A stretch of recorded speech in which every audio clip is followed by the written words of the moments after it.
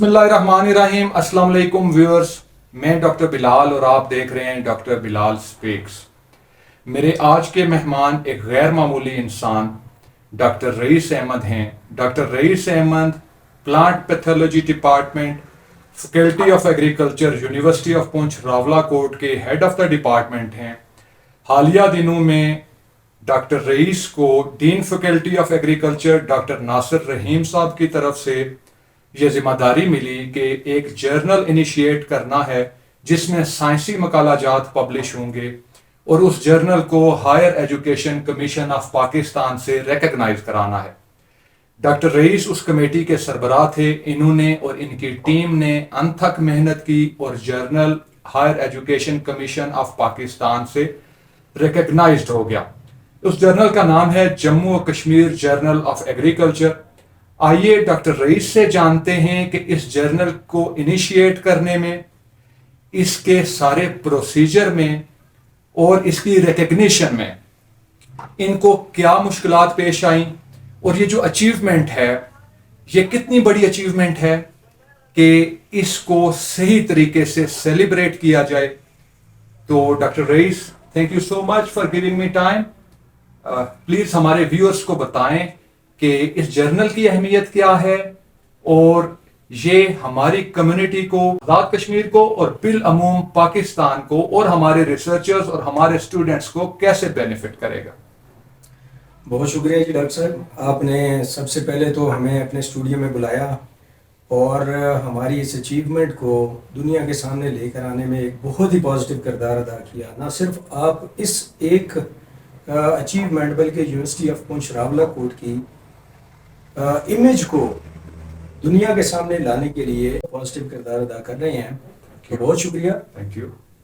रही बात आपके इस क्वेश्चन की जो आपने इतना अभी जो है ना वो हमारे व्यूअर्स को बताया है, तो जो साइंटिफिक जर्नल है, जो इसकी इम्पोर्टेंस इस हद तक है कि आजकल यूनिवर्सिटीज़ जैसे रैंकिंग, दुनिया की रैंकिंग के लिए अपने आप को अप्लाई कर रही हैं और इस रैंकिंग में एक दौड़ में लगी हुई हैं अपने आप को इंटरनेशनली रिकॉग्नाइज कराने के लिए। उसमें सबसे एक मेजर कंपोनेंट इस इंटरनेशनल जर्नल्स का भी होता है कि आप अपनी और दुनिया की तहकीक को किस तरह लोगों के सामने पोर्ट्रे कर रहे हैं, उसको कैसे जो है ना वो डिसेमिनेट कर रहे हैं, लोगों तक पहुंचा रहे हैं।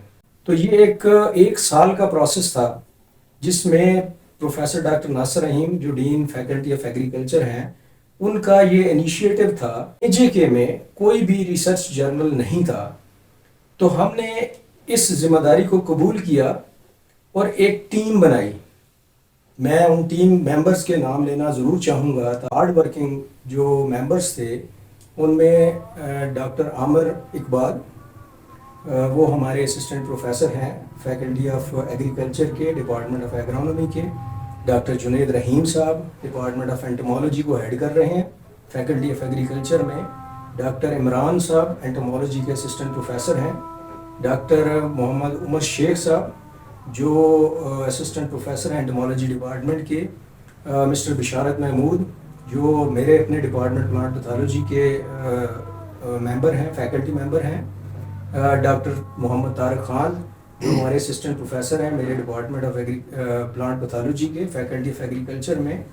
और इसके अलावा भी बहुत सारे जो लोग जो इस पूरे के पूरे प्रोसेस में हमारे साथ जुड़े रहे, उन सब का मैं तहे दिल से मशकूर हूँ कि उनकी इतनी मेहनत और काविश की वजह से ये जर्नल आज हम HEC में रिकॉग्नाइज करा सके। डॉक्टर साहब, आपने बहुत ब्रीफली बताया कि ये आपके डीन का ब्रेन चाइल्ड था और आपने और आपकी टीम ने इसमें बहुत ज़्यादा हार्ड वर्क किया, एक साल की मेहनत है। काइंडली आप हमारे व्यूअर्स को ये बताएं कि अब इस HEC से रिकग्निशन लेने के बाद ये हमारे पुंछ यूनिवर्सिटी की फैकल्टी को, स्टूडेंट्स को स्पेशली और प्राइमरीली AJK और पाकिस्तान को कैसे बेनिफिट करेगा। थैंक यू सर, बहुत अच्छा क्वेश्चन है।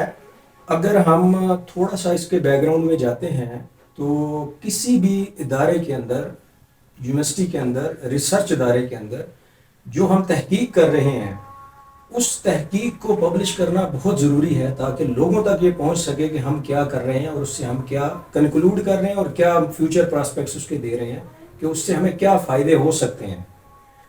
اگر ہم اس سے پہلے کی بات کرتے ہیں اے جے کے میں یہ جرنل ہم ایچ ای سی ریکگنائز کرانے میں جو کامیاب ہوئے اس سے پہلے، تو ہمیں اپنی ساری کی ساری تحقیق وہ یا تو کسی انٹرنیشنل جرنل میں یا پاکستان کے کسی بھی جرنل کے اندر بھیجنی پڑتی ہے، اور اس کو پبلش کرنے میں ایک بہت ہیکٹک پروسیجر کو جو ہے وہ اپنانا پڑتا ہے. ڈاکٹر صاحب میں ایک اور بات آپ سے جاننا چاہوں گا اپنے لیے، اپنے ویورز کے لیے، کہ کیا جب یہ جرنل لانچ ہو گیا اور یہ انٹرنیشنلی ریکگنائزڈ جرنل ہے، تو جب ہمارے لوگ اس میں پبلشنگ کریں گے تو کیا ہمارے لوگوں کو کوئی اکنامک بینیفٹس بھی ہوں گے؟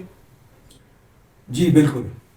دیکھیں، اگر میں فار ایگزامپل میں اپنی ہی مثال دیتا ہوں کہ میں ایک اپنی ریسرچ کو کہیں پہ بھی پبلش کرنا چاہتا ہوں، تو اس کی ایک پبلیکیشن کاسٹ ہے ان ٹرمز آف $، جو ہم انٹرنیشنلی پبلش کرتے ہیں پیپر، اور اس کو پے کرتے ہیں ہم کہ ہماری یہ جو تحقیق ہے، یہ جو ہماری ریسرچ ہے، اس کو پبلش کریں.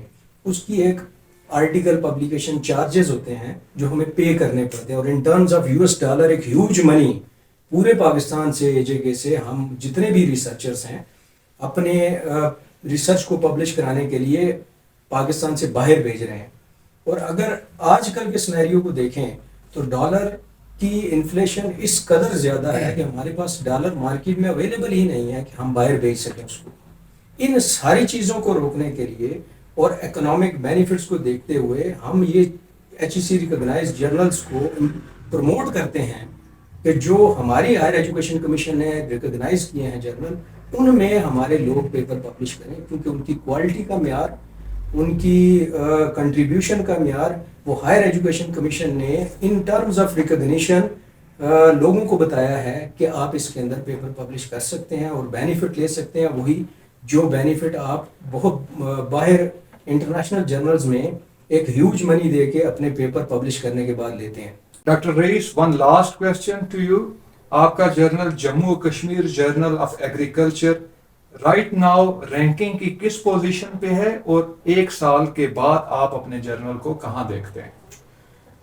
اس وقت ہمارا جو جرنل ہے، چونکہ اس کی ایج جسٹ 1 ایئر ہے، اور یہ ہماری ایک اچیومنٹ ہے کہ ہم نے 1 سال کے اندر اس جرنل کی کوالٹی کو اور اس کی پبلیکیشن کوالٹی کو اور پیئر ریویو کوالٹی کو منواتے ہوئے ایچ ای سی کی وائی کیٹیگری کے اندر اس کو ریکگنائز کرایا ہے.